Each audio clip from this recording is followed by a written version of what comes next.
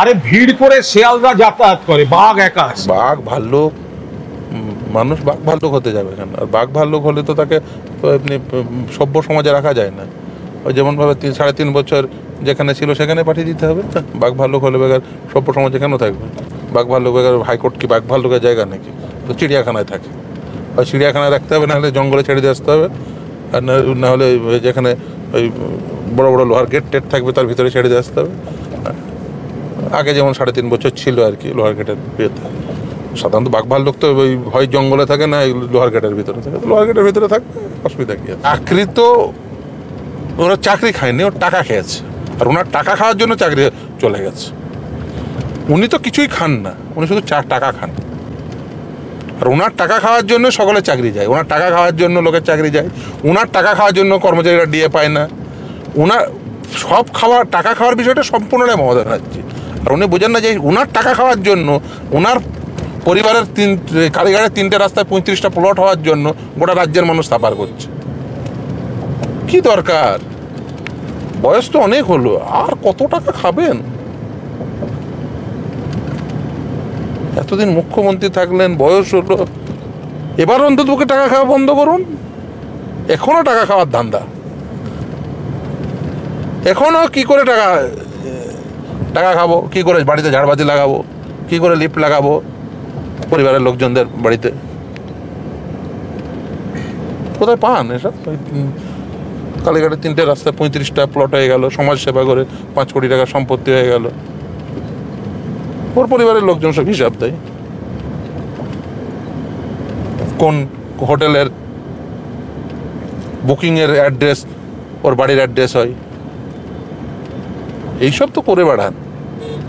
রাজ্যের মানুষের উন্নয়ন নিয়ে তো ভাবেন না, শুধু কি করব, একটা বিজ্ঞপ্তি দেবো আর টাকা তুলবো বাজার থেকে। ওনার এই টাকা খাওয়ার জন্য আজকে মানুষগুলোর এই অবস্থা। তো উনি যদি টাকা না খেতেন একজনের লোকেরও চাকরি যেত না। বিকাশ ভট্টাচার্য সিদ্ধ সাহেব বলে দিলেই চাকরি যায় না। আপনি টাকা খান, সাদা খাতার মাস্টার বানান, সেই সাদা খাতার মাস্টারদের চাকরি চলে যায়, যাবেই স্বাভাবিক। আপনি টাকা খেলেই তার চাকরি চলে যাবে। আপনি যদি ভাবেন আপনি টাকা খাবেন আর লোকে বলবেন না না মমতা ব্যানার্জি টাকা খেয়ে নিয়েছে, অতএব মমতা ব্যানার্জি খুব ভালো কাজ করেছে। এই যে মমতা ব্যানার্জি সাদা খাতার মাস্টারদের কাছ থেকে 15 লাখ 20 লাখ 25 লাখ টাকা করে যে নিয়েছে, একদম ক্যাশ গুনে নিয়েছে, সেগুলো খুব ভালো কাজ করেছে। সবটা করেছে মমতা ব্যানার্জি। এই অঙ্কিতা অধিকারীকে চাকরি কে দিয়েছে? মমতা ব্যানার্জি। ইনসান আলী চাকরি কে দিয়েছে? মমতা ব্যানার্জি। এই যে যত 2 নম্বরই হয়েছে কে করেছে? মমতা ব্যানার্জি। বৃষ্টি মুখার্জিদের চাকরি কে? ওর আত্মীয় চাকরি দিয়েছে। দেখছে এবার টাকা নিয়েছে, তারপর তাদের চাকরি চলে যাবে, একজনেরও চাকরি যাবে না। ও ভোট পেয়েছে বলে একজনেরও চাকরি যাবে না। মানে সব মেনে নিতে হবে। তা বিকাশ ভট্টাচার্যকেও মেনে নিতে হবে, ও টাকা খাবে। আর বিকাশ ভট্টাচার্যকেও ফিরদৌস সাহেবকে মেনে নিতে হবে যে না না মমতা টাকা খাক। মমতা ভোট পেয়েছে কালীঘাটের টালির চাল থেকে, টালির চালের ভিতরে সব টাকার বস্তা ওকে রেখে দিতে দাও, 35টা প্লট কিনতে দাও। এ তো দেখছেন যারা নিজেদের যোগ্য ক্লেম করছে। আসল আন্দোলন তো এর পরে শুরু হবে, যেখানে টাকার বস্তা আছে সেখানে শুরু হবে। যেমন টাকা ফেরত লাগবে যারা অবৈধ, আসল আন্দোলন তখন শুরু হবে। তখন দেখবেন ওই এসি খোলা, টালির চালের টালি খোলা, ঝাড়বাতি খোলা, লিফট খোলা, এসকালেটর খোলা, এই আন্দোলন শুরু হবে। অপেক্ষা করুন কিছুদিন। এ তো টালির ঘরে টালির চাল থাকবে না বলছেন। দেখুন না, শুধু অপেক্ষা করুন, কিছুদিন অপেক্ষা করুন না। আপনি তো লুটপাটের একদম ইঙ্গিত। না আমি কোনো ইঙ্গিত, দেখুন যার টাকা গেছে, জমি বেচার টাকা চলে গেছে, এবার বাড়ি বিক্রি করে মাইনের টাকা ফেরত লাগবে, সে কি করবে? দেখুন এটা তো দেখুন, কেউ যদি তাদের টাকা নিয়ে এসি লাগায়, তাদের টাকা নিয়ে লিফটে ঝাড়বাতি লাগায়, 1.5 কোটি ঝাড়বাতি, তো লোকে তো দেখুন, লোকে তো টাকাটা তো কোনোভাবে আদায় করবে না। সে কে কীভাবে আদায় করবে সেটা তারাই বলতে পারবে, যারা যেখানে টাকা দিয়েছে। আপনার মনে হচ্ছে সেই ঝাড়বাতি খুলে নিয়ে, টালির চালের টালি খুলে নিয়ে সেই টাকা আদায় হবে? দেখুন যে টাকা দিয়েছে তারা কি কোন পদ্ধতিতে আদায় করবে সে তো আর আমি বলতে পারবো না। তবে দেখুন মানে অনেকেই তো জমি টমি বিক্রি করে যারা ধরুন শেষ সম্বল দিয়ে এসব 20 লাখ 25 লাখ দিয়েছে, তারা তো ভালো করে জানে কোথায় যা টাকা জমা আছে। ফলে সেখানে তারা যা খোলার যা নেওয়ার যেভাবে টাকা আদায় করে। ধরুন কোনো টালির চালের নিচে যদি টাকা থাকে তো টালির চাল খুলতেই হবে, তাই না? এখন টালির চালের নিচে যদি টাকা থাকে, জানি না কোথায় আছে, তো টালির চালের নিচে যদি থাকে তো টালির চাল খুলে তো নেবে না। যদি ধরুন টালির চাল আছে আর একটা দরজা আছে, তো দরজায় তালা মারা আছে, তা কী করবে? টালির চাল খোলা সহজ, টালি বিক্রি করেও কিছু পয়সা পাবে।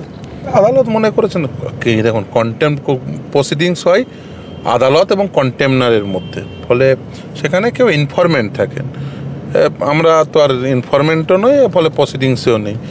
আদালত মনে করবেন সেটা আদালতের বিষয়, এই নিয়ে মন্তব্য করা সমীচীন নয়। ফলে এটা আদালত বুঝবেন, আদালতের সাথে কন্টেমনারের বিষয়। ফলে এই ক্ষেত্রে আমাদের কোনো ভূমিকা নেই। আমাদের দেখুন আমাদের উপরে হয়েছে, সেটা আদালত সুমোটো কগনিজেন্স নিয়েছেন। এই ক্ষেত্রে আমাদের তো কিছু বলার নেই, আমাদের কিছু বলার থাকার কথাও নয়। ফলে এই নিয়ে মন্তব্য করাটা সমীচীন। কুণাল ঘোষ লিখছেন যে যেহেতু যেদিন এই ঘটনা ঘটেছে সেদিন তিনি অন্য একটা জায়গায় ছিলেন, একটি নিউজ চ্যানেলের অনুষ্ঠানে ছিলেন, সেই কথাও তিনি লিখছেন। এবং তিনি আদালত নিয়ে খারাপ মন্তব্য এগুলোকে সমর্থনও করেন না, তিনি আদালতকে শ্রদ্ধার চোখে দেখেন। খুব শ্রদ্ধা আদালতের দিকে, ওই ক্যান্ডিডেটদের নিয়ে হাইকোর্টের দিকে যাওয়া, পরের দিন সেই ক্যান্ডিডেটদের নিয়েই আবার বিচারপতিকে গালাগালি দেওয়া, এগুলো শ্রদ্ধার অংশ। দেখুন আদালত সুমোটো কগনিজেন্স নিয়েছে, যা বলার আদালতে বলবেন। এটা মানে এখানে না ইনফরমেন্ট না আমি সেই প্রসিডিংসে আছি, না আমি বিকাশবাবু, কেউ নেই। ফলে আমাদের এই নিয়ে মন্তব্য করাটা সমীচীন নয়। আদালতের বিষয়ে, বিচারপতিদের বিষয়ে যদি কেউ মন্তব্য করেন, যদি কেউ অশালীন মন্তব্য করেন, যদি কেউ হিন্ড্রেন্স ক্রিয়েট করেন, তাহলে আদালতের প্রসিডিংসে, তাহলে আদালত উপযুক্ত ব্যবস্থা নেবে। এই ক্ষেত্রে আদালত মনে করেছে, দেখুন বিচারপতির ছবি প্রিন্ট আউট হয়ে সেগুলো রাস্তায় রেখে মারানো হবে, প্রিন্ট আউট তো কোথাও না কোথাও থেকে হয়েছে, তদন্ত তো করতেই হবে পুলিশকে। এর আগেও মহামান্য বিচারপতিদের বাড়িতে পোস্টারিং হয়েছে, বিচারালয়ের সামনে বসে পড়া হয়েছে, আবার বিচারপতির ছবি প্রিন্ট আউট হয়েছে, আমাদেরও ছবি প্রিন্ট আউট হয়েছে, আমার ছবি, বিকাশবাবুর ছবি, বিচারপতির ছবি, কোথাও না কোথাও থেকে প্রিন্ট আউট হয়েছে। কে প্রিন্ট আউট করলো? কোন প্রিন্টিং প্রেসে প্রিন্ট আউট হলো? বিচারপতি রাজাশেখর মান্তার বাড়িতে পোস্টারিং হয়েছে, কোন প্রিন্টিং হাউসে প্রিন্ট আউট হলো? অনেক খবরই তো পাওয়া যাচ্ছে, সেম প্রিন্টিং হাউস নয় তো? প্রশ্ন থাকলো। প্রিন্ট তো যে কোনো জায়গায় হতে পারে, যে কোনো সাইবার ক্যাফে। সেটাই তো তদন্ত করবে পুলিশ, সেটাই তদন্ত করবে পুলিশ। আন্দোলন হচ্ছে, আন্দোলনের একটা লক্ষণ রেখা থাকা উচিত। আন্দোলনকে তিনিও সমর্থন করেন, কিন্তু লক্ষণ রেখাটা থাকা উচিত। ও লক্ষণ রেখা রেখেছিল তো, ওর জন্য তো আজকে এই রাজ্যের এই অবস্থা। আজকে রাজ্যের এই অবস্থা কিসের জন্য? মমতা ব্যানার্জির জন্য। তো সেই সময় যদি ওই লক্ষণ রেখা টেনে নিয়ে টাটার কারখানাটা এখানে থাকতো, রাজ্যের এই পরিস্থিতি তৈরি হতো। মমতা ব্যানার্জি তো 2011 থেকে আজকে 2025 কত বছর হলো? এত বছরে তো একটা শিল্পপতিকে এনে একটা কারখানা, একটা সূচের কারখানা, গাড়ির কারখানা ছেড়ে দিন, একটা সূচের কারখানা তৈরি করতে পেরেছে। কেন পারেনি? বেসরকারি উদ্যোগ নেই। সরকারি ক্ষেত্রে চাকরিতে পর্বত প্রমাণ দুর্নীতি, আর জনগণের ট্যাক্সের টাকা নিয়ে উনি কী করেছেন? নয়ছয় করেছেন। মেলা, খেলা, কার্নিভাল, উনি রেড রোডে রানীর মতো বসে থাকবেন, মহারানী, সামনে সবাই নৃত্য করবে, উনি দেখবেন, এন্টারটেনমেন্ট হবেন। উনি এন্টারটেনমেন্টের সরকার চালাচ্ছে, এন্টারটেনমেন্ট হবেন। আর উনি গিয়ে সেখানে জনগণের টাকাগুলো যত পারবেন উড়িয়ে দেবেন, দিয়ে বলবেন আমার টাকা নেই। কোমর ভেঙে গেল, মেরুদণ্ড ভেঙে গেল, এসব বলবেন। সরকারের কোমর ভেঙে গেছে, মেরুদণ্ড ভেঙে গেছে, সরকারের আছেটা কি? কিছুই তো নেই। সরকার আপনি চালিয়েই বা কী করবেন? আপনি তো আচ্ছা, লোকে কেন ক্ষমতায় বসে?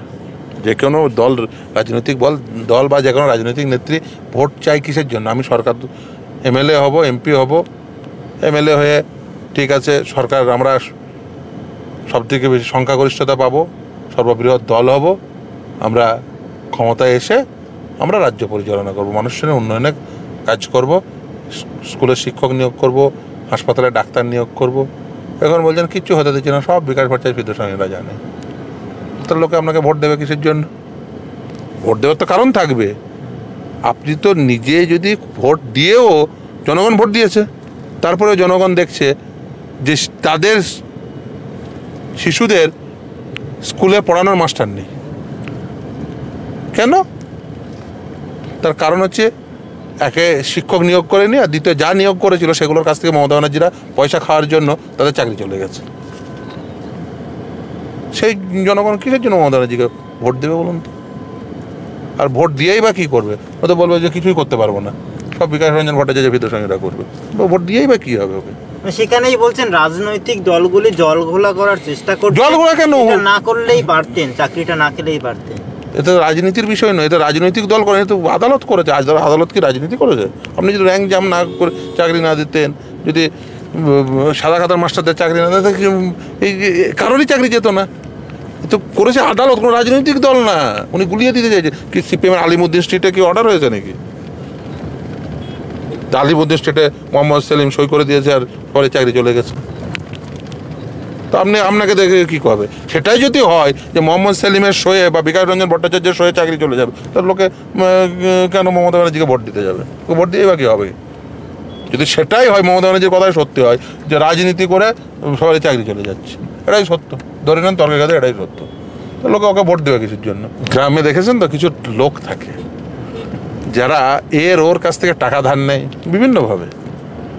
তো তারা যেই পাওনাদারের সংখ্যা বেড়ে যায়, অনেকটা ধার দেনা করে ফেলে, তখন দেখবেন পাওনাদাররা তাদের বাড়িতে গিয়ে খোঁজে লাগায়, খুব স্বাভাবিকভাবেই, কারণ পাওনাদাররা তার পাওনা বুঝে নেবে। তখন বাড়ি থেকে লোক বেরিয়ে এসে, কি বলেন তো, তার বাড়ি থেকে তার বউ বেরিয়ে এসে, কোন আত্মীয় বেরিয়ে এসে, যে বাড়িতে কেউ নেই, আর তখন সে কী করে বলেন তো?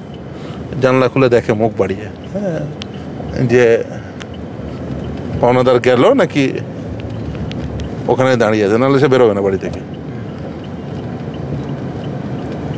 তো কালীঘাটের এরকম ভবিষ্যতে এরকম বাড়ি পেতেই পারেন যে একটা জানলা খুললো আর সামনে দেখে যাদের সাদা খাতার মাস্টার এসে হাজির, টাকা দে। আবার ডিএর কর্মচারীরা, ডিএ পাওয়া সরকারি কর্মচারীরা এতদিন পায়নি বকেয়া, টাকা দাও। আবার যারা ভাতা, এই যে ভাতা দেবে বলেছে, তারা বলে ভাতা দাও, মাসে ভাতা মিটিয়ে দাও।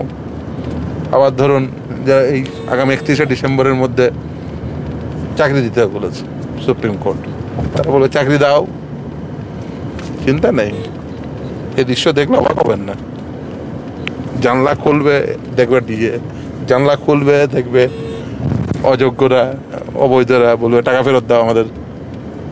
জানলা খুলবে দেখবে ভাতা দাও, জানলা খুলবে আর দেখবে বলবে চাকরি দাও।